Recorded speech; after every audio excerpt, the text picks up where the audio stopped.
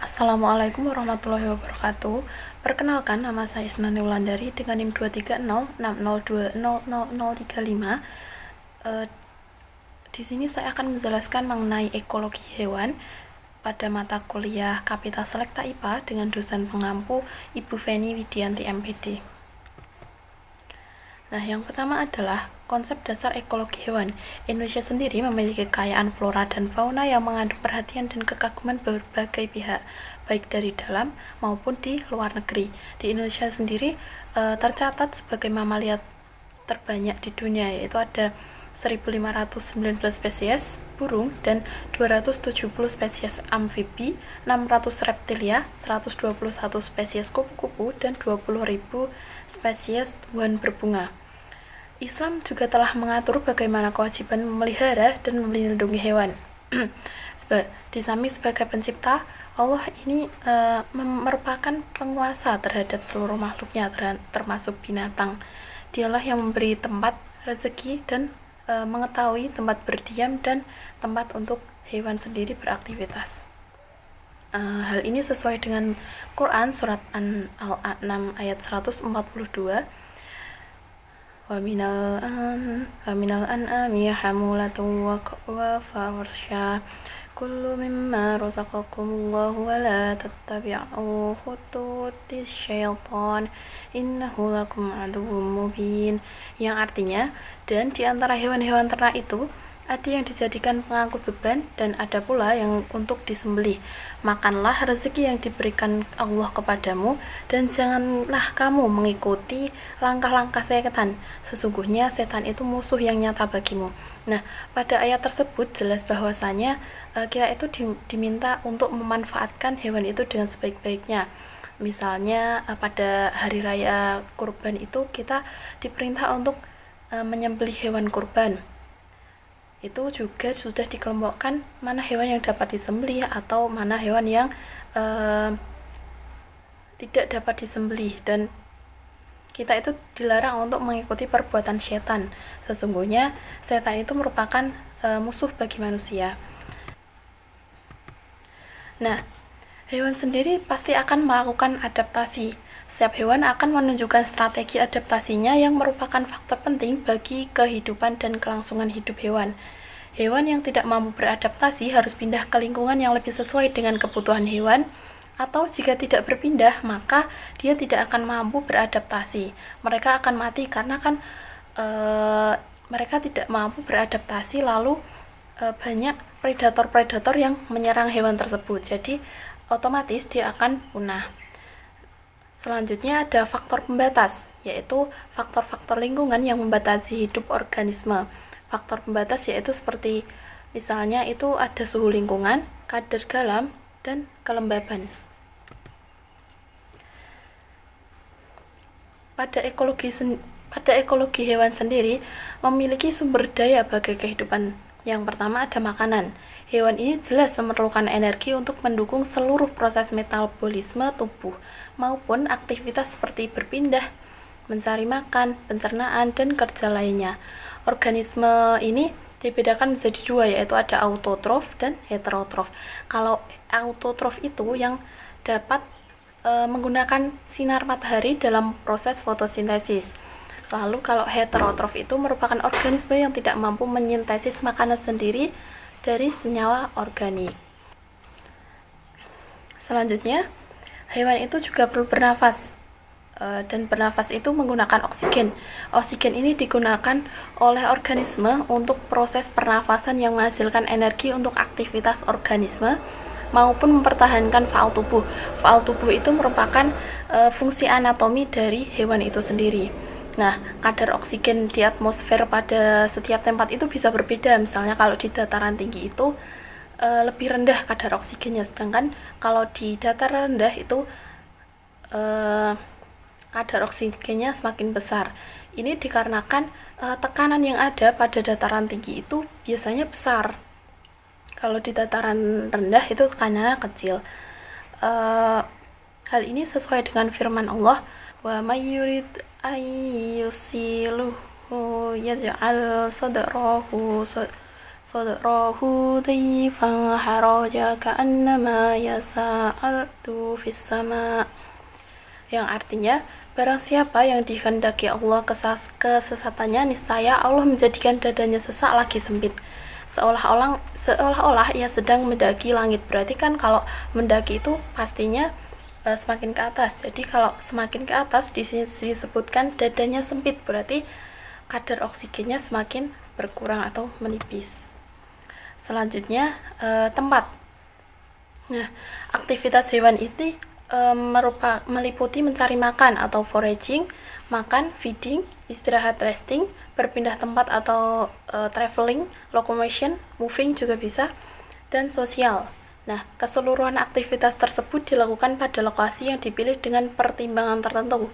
Seperti pada hewan tangkasi itu biasanya mereka memilih untuk tidur di pohon yang tinggi, itu untuk menghindari predator agar tidak menyerang dia ketika tidur. Selalu ada monyet hitam Sulawesi. Monyet hitam Sulawesi itu memilih tempat tinggal itu yang dekat dengan sumber makanan. Jadi kalau dia sewaktu-waktu lapar itu bisa dengan cepat dia mencari makan. Kemudian yang contoh dari kegiatan sosial hewan itu merupakan semut hitam, karena kita tahu sendiri bahwa semut hitam itu berhidup secara berkoloni. Selanjutnya ada adaptasi pada hewan.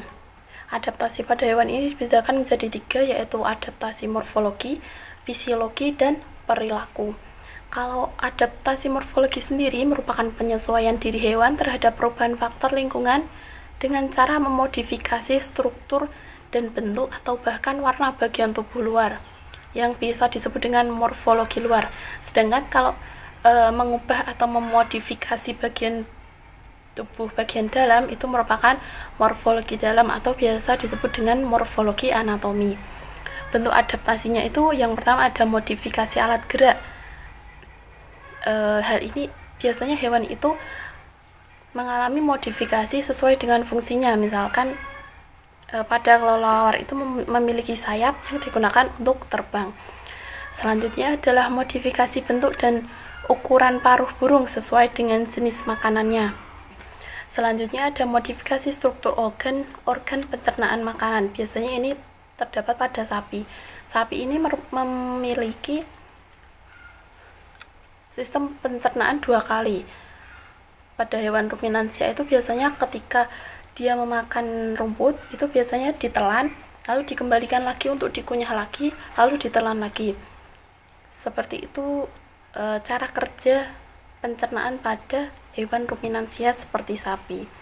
Selanjutnya ada modifikasi bentuk gigi. Modifikasi bentuk gigi ini biasanya kalau herbivora itu kan tadi memakan tumbuhan, jadi dia memiliki gigi yang tidak terlalu tajam. Sedangkan pada karnivora, pemakan daging itu memiliki gigi yang tajam, runcing, dan memiliki taring di depan paruhnya.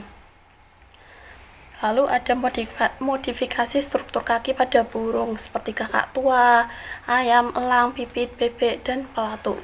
Yang bisa dilihat itu karena bebek itu kan memiliki kaki yang memiliki selaput, dia digunakan untuk berenang, sedangkan elang itu kan untuk mencengkeram mangsanya, jadi dia memiliki kaki yang tajam dan juga kuat. Selanjutnya ada corak warna kulit dan bulu atau rambut. Biasanya itu terjadi pada hewan seperti citah. Citah itu memiliki warna tubuh yang mirip dengan habitatnya seperti di gurun. Selanjutnya ada adaptasi fisiologi. Adaptasi fisiologi ini merupakan adaptasi yang dilakukan sebagai respons segera terhadap perubahan faktor lingkungan. Bentuk adaptasinya perubahan kadar sel darah merah karena perubahan ketinggian tempat. Nah, kemampuan beradaptasi secara fisiologi terhadap penurunan kadar oksigen ini dengan meningkatkan kadar sel darah merah atau eritrosit di dalam darahnya. Selanjutnya ada modifikasi bentuk lambung menjadi lambung kompleks. Pada rumen atau ruminansia tadi seperti sapi misalnya, itu terdapat mikroorganisme penghasil selulase. Enzim ini penting bagi pemecahan selulosa, kandungan utama pada tumbuh-tumbuhan. Selanjutnya ada adaptasi perilaku. Adaptasi perilaku ini merupakan adaptasi yang dilakukan sebagai respons segera terhadap perubahan faktor lingkungan. Bentuk adaptasinya yaitu menghasilkan zat antikoagulasi darah. Zat antikoagulasi darah ini adalah zat anti pembekuan darah. Zat ini berguna agar tempat nyamuk menghisap itu tidak terjadi pembekuan darah. Jadi ketika nyamuk menggigit seseorang, itu darah yang akan dihisap oleh nyamuk itu tidak terjadi koagulasi. Selanjutnya adalah warna tubuh. Nah, ikan mujair itu kan biasanya kalau dia hidup di tempat yang keruh biasanya memiliki warna yang lebih gelap, sedangkan jika hidup di tempat yang jernih maka dia juga akan memiliki warna yang tidak terlalu gelap. Selanjutnya ada pada babon atau Hamadryas babon. Nah, di Ethiopia mereka itu hidup di savana dengan sedikit pohon, dan mereka itu biasanya tidur di lereng-lereng batu yang curam untuk menghindari predator pada malam hari. Jadi ketika mereka tidur itu memilih tempat-tempat yang tinggi, jadi predator itu akan kesulitan dalam menemukan si babon tersebut. Selanjutnya ada monyet hitam Sulawesi. Lebih sering tidur di ujung-ujung dahan dengan alasan agar mudah bangun ketika predator, misalnya ada ular sanca yang merayap pada dahan tersebut. Lalu ada monyet ekor panjang atau Macaca fascicularis. Itu biasanya kalau di daerah Lombok itu mereka lebih suka tinggal di pinggir jalan, karena kan biasanya wisatawan itu suka memberikan makanan kepada mereka. Jadi biasanya di jembatan-jembatan, di pinggir jalan itu banyak sekali monyet ekor panjang. Pembahasan selanjutnya adalah mengenai miskonsepsi pada ekologi hewan. Nah, miskonsepsi yang pertama, keberagaman hanya terjadi antar spesies yang berbeda karena perbedaan karakteristik hanya ditemukan pada organisme dari spesies yang berbeda. Padahal fakta yang benar adalah antar organisme tidak ada yang sama, selalu ada variasi antar individu meskipun satu spesies. Misalnya pada kembar identik itu pasti memiliki perbedaan. Selanjutnya, suatu organisme yang hidup berkelompok dan memiliki peran berbeda disebut dengan komunitas. Fakta yang benar adalah sekelompok makhluk hidup yang spesiesnya sama merupakan populasi, bukan komunitas.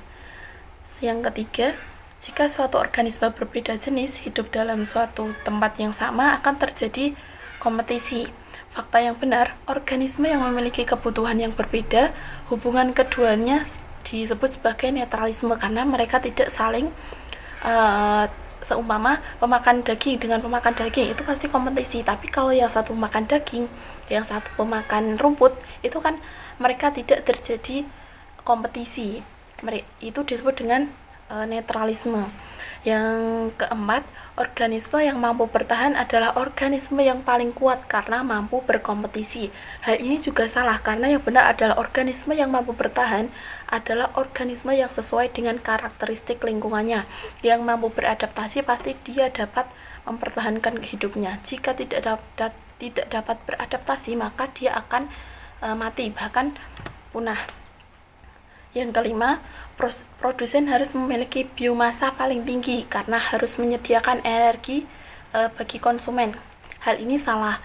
Yang benar, pada sebuah ekosistem akuatik, jika dilakukan penimbangan terhadap berat kering plankton dan berat kering ikan, maka kemungkinan itu lebih besar berat kering pada plankton pada ikan kecil daripada plankton. Padahal kita tahu sendiri bahwa plankton merupakan produsen, sedangkan ikan kecil merupakan konsumennya. Selanjutnya, cacing tanah merupakan hewan dalam golongan dekomposer yang bertugas menguraikan zat sisa organik dari hewan. Konsep yang benar, cacing itu merupakan detritivore, bukan decomposer tapi detritivore, yang hidup dengan cara memakan serpihan tumbuhan atau hewan yang telah mati. Mungkin cukup sekian penjelasan dari saya, kurang lebihnya saya mohon maaf. Terima kasih. Wassalamualaikum warahmatullahi wabarakatuh.